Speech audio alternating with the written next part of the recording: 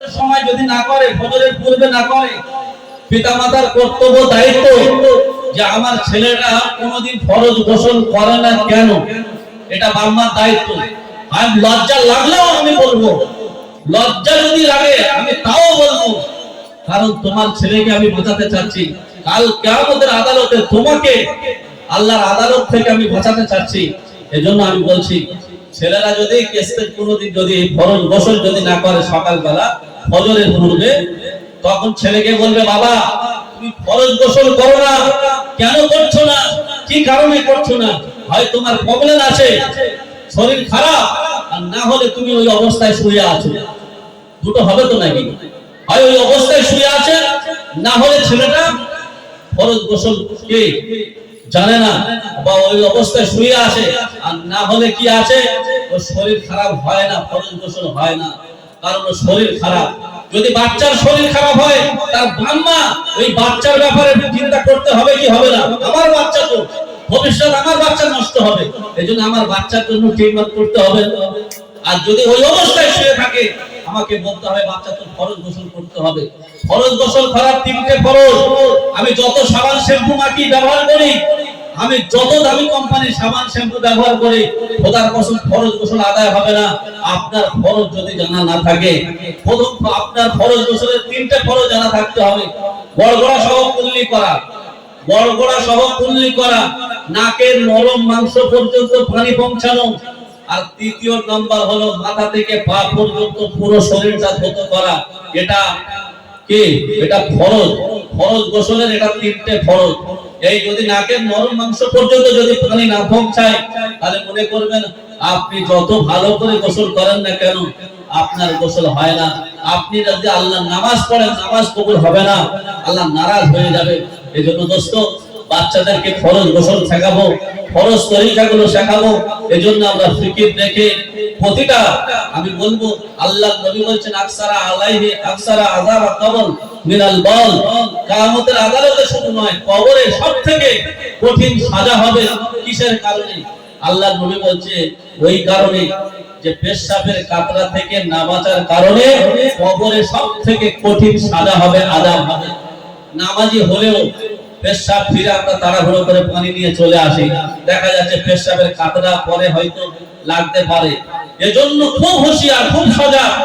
পেশাব ফিরে যদি আমরা ইস্তেঞ্জা করে যদি পানি নিই, আমরা একটু ধীর স্থির ভাবে একটু উঠে দাঁড়িয়ে গাইল্লা করে, তারপরে ঢিলাগুলো ব্যবহার করে আস্তে আস্তে করে আমরা ঠকে পেশাব ফিরে ইস্তেঞ্জা করে পানি নেব।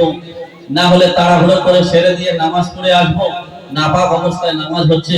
এজন্য আল্লাহ নবী বলছেন, নামাজি সে পেশাব ফিরে ইস্তেঞ্জা করে পানি নিয়েছে, তারপরে কবরে বহু সাজা হচ্ছে। কেন? সে পেশাবের কাতরা থেকে না বাঁচার কারণে।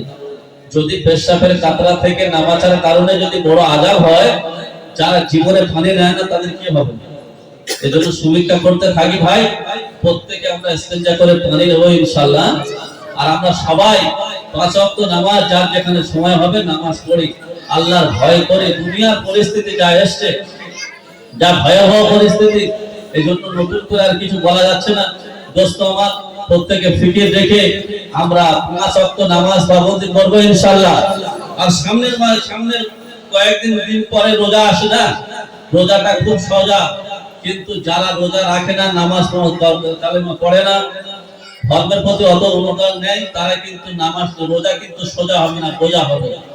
আবার একটা কথা বলছি, রোজার সময় রোজাটা এমন ভাবে রোজা আমরা পালন করব, কোন কারণবশত ইচ্ছাকৃত ভাবে রোজা ভেঙে দেব না। আমরা অনেক সময় কি হয়, রোজা মনে করি রোজা তো সোজা, ভেঙে দিলাম কি যা আসে, কে কি বলবে?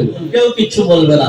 আল্লাহ নবীর হাদিস, একটা রোজা যদি রমজান মাসের ইচ্ছাকৃত ভাবে যদি কেউ ভেঙে দেয়, ওই ভুলের কাফারা সারা জীবনে, আপনি যদি 50 বছর বাঁচেন আর 50 বছর প্রতিদিন যদি রোজা করেন, ওই রমজান মাসের একটা রোজার বরকত আপনি পাবেন না।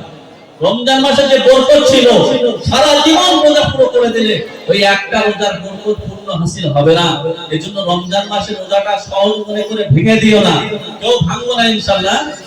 রমজান মাসে রোজা না রেখে যদি মনে করে আমি রাখবো না, আমার ব্যাপার, রমজান মাসে রোজা না রাখার কথা বলেছে। যদি রমজান মাসে পানাহার করে, আহার করে, আল্লাহর নবী বলছে সেটা আমি শুকর কুকুরের পায়খানা খাওয়া। এত সহজে এই কথা আসেনি। এজন্য দোস্ত, রমজান মাসে রোজা কেউ ছাড়বো না ইনশাআল্লাহ। মায়েরা, বোনেরা, ভাইরা, আব্বারা সবাই আমরা ফিকির করে রমজান মাসে স্বতঃস্ফূর্ত ভাবে ইবাদত করে আল্লাহর কাছে কেঁদে কেঁদে জাহান্নাম থেকে বাঁচার ফিকির করব, জান্নাতে যাওয়ার ইচ্ছা করব। কারণ দুনিয়ার যা পরিস্থিতি, ভয়াবহ পরিস্থিতি একটার পর একটা আসছে, আর মানুষকে জ্বালা যন্ত্রণা বেড়ে যাচ্ছে, কিন্তু মানুষ আসল মন্ত্র নিচ্ছে না, আসল জায়গা আসছে না। কিন্তু দোস্ত আসতে হবে, আসবে ইনশাআল্লাহ। হ্যাঁ, আল্লাহ পাক আমাদেরকে শোনা বলা প্রত্যেকে আমলে পরিণত করার তৌফিক দান করুক। আমরা সবাই বলে আমিন। কারণ যতদিন দুনিয়া বেঁচে থাকবো, যার আল্লাহ সুবহানাহু ওয়া তাআলা যেভাবে ক্ষমতা দিয়েছে সেভাবে তাকে মানুষকে বলতে হবে, দিনের পথে আনতে হবে। কারণ ইমাম সাহেব হিসেবে তার কর্তব্য, ইমাম সাহেব প্রতিটা মুসল্লিকে কাল কিয়ামতের আদালতে সে বিষয়ে আমার কৈফিয়ত দিতে হবে। সেজন্য হক কথা তো বলতে হয়, তাই না? কিভাবে বেঁচে থেকে অজাদা বিদ্যা শিখে যদি না করতে পারি শোষণবিহীন সমাজটাকে, কিভাবে বেঁচে থেকে, কিভাবে ছাত্র সাথে চমকে চলতে পারা যদি ওই বিদ্যালয়টা প্রতিষ্ঠানের আড্ডাখানা।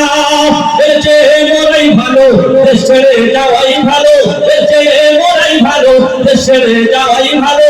কিভাবে ধোঁকা দিয়ে বিবেকটাকে, কিভাবে বেঁচে থেকে অজাদা বিদ্যা শিখে যদি না করতে পারি শোষণবিহীন সমাজটাকে, কিভাবে বেঁচে থেকে, কিভাবে আলেম হয়ে ইমাম সাথে সমাজে যদি পারো উচ্চ স্বরে সঠিক কথা না বলতে। চাকরির ভাই করো যদি ছেড়ে দাও ওহি না গদি, চাকরির ভাই করো যদি ছেড়ে দাও ওহি না গদি। কিভাবে ধোঁকা দিয়ে আল্লাহকে, কিভাবে বেঁচে থেকে অজাদা বিদ্যা শিখে যদি না করতে পারি শোষণবিহীন সমাজটাকে, কিভাবে বেঁচে থেকে, কিভাবে নেতা হয়ে মনে মনে ঘাড় ফুলিয়ে রাজপথে গরম দেখে যদি থাকো ঘরে শুয়ে। ঠিক না? কিভাবে নেতা হয়ে জনবলে ঘাড় ফুলিয়ে রাজপথে গরম দেখে যদি থাকো ঘরে শুয়ে। এর চেয়ে সেজে গুজে ভিলেনের অহিনা পোজে, এর চেয়ে সেজে গুজে ভিলেনের অহিনা পোজে। বিলিয়ে দাও জীবনটাকে অভিনয়ে, কি হবে বেঁচে থেকে, কি হবে বেঁচে থেকে অজাদা বিদ্যা শিখে যদি না করতে পারি শোষণবিহীন সমাজটাকে, কি হবে বেঁচে থেকে, কি হবে ছাত্র সাথে চমকে ছড়ার খানা যদি ওই বিদ্যালয়টা প্রতিষ্ঠানের আড্ডাখানা। বেঁচে মরাই ভালো, দেশ ছেড়ে যাওয়াই ভালো। কি হবে ধোঁকা দিয়ে আল্লাহকে, কি হবে বেঁচে থেকে। আমরা অনেক সময় দেখা যাচ্ছে সমাজে হারাম হালাল বেঁচে চলি না, জায়েজ নাজায়েজ ঠিক বুঝি না। মনে করলে শুধু পোহাত ভরে ইনকাম করলে হবে, ঠিক বেঠিক জায়েজ নাজায়েজ দেখার দরকার নেই, টাকা এলে হবে। দানা দামাত আমরা দেখি না। খোদার কসম আমরা হারাম খাবো না নিয়ত করি, কারণ হারাম খেলে হারামি সন্তান জন্ম হবে, কিচ্ছু করার নেই। হারাম খেলে হারাম রক্ত তৈরি হবে, ওই হারাম রক্তের প্রোডাক্ট কেমন হবে, হারামি তৈরি হবে, সমাজ শেষ হয়ে যাবে। ওই জন্য হারাম যদি খাও নামাজ রোজা কবুল হবে না। এজন্য আমরা হারাম খাবো না। হারাম খেয়ে যদি দোয়া চাও আল্লাহর দরবারে কবুল হবে না। কি হবে মাল জমা করে, কি হবে মাল জমা করে। সেজন্য মাল জমিয়ে রাখবে রে, মাল জমিয়ে রাখবে রে, যাবার কালে বন্ধু কিছু যাইবে না। মাল জমিয়ে রাখবে রে, যাবার কালে বন্ধু কিছু যাইবে না। ধন সম্পদ আমরা ভালোবাসি, এই জীবনের চাইতে বেশি। ধন সম্পদ ভালোবাসি, এই জীবনের চাইতে বেশি। কবরে গেলে রেখে বন্ধু কিছু পাইবা না। মাল জমিয়ে রাখবে রে, যাবার কালে বন্ধু